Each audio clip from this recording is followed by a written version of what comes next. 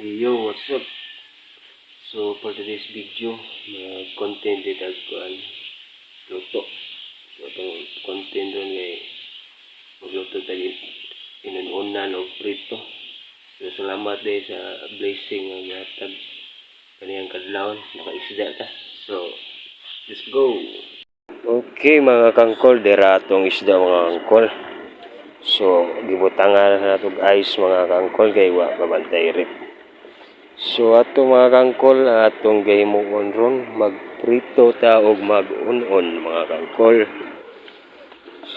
So ato sa nig bangi-bangion way magbilin pud na para ugma na sad mga kangkol.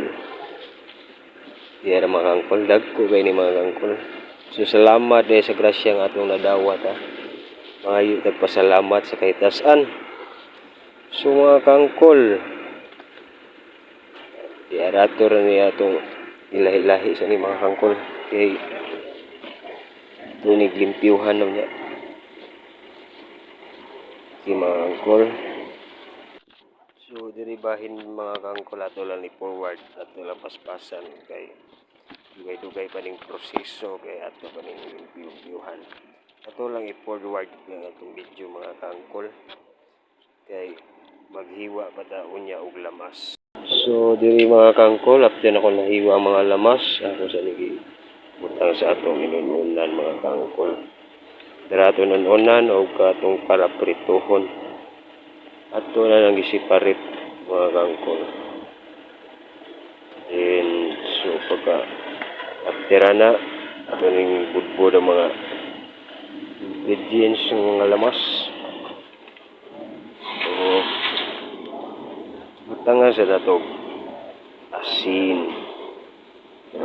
Asin na to para lami kaya itong kaon mga kangkol. So tulbong yung aswa ni mga kangkol. O aji ni mo to. So di kita mawaha mga kangkol ha.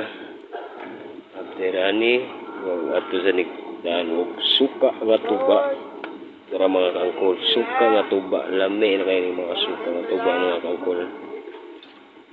Di mix nga ni nga suka nga tuba mga kangkol kay ani. O tangasod na itong mantika mga kangkol para ganado kaya itong mga kaon. So diara mga kangkol ato sa rin prito. O lami naging bukal-bukal na kayo mga kangkol. Oops, kani po. Tara, gabukal na mga kangkol. So, ganado eh, mong kaon na yung kangkol. So, okay. So, salamat kayo sa pag nagtanaw sa kaning video. Salamat.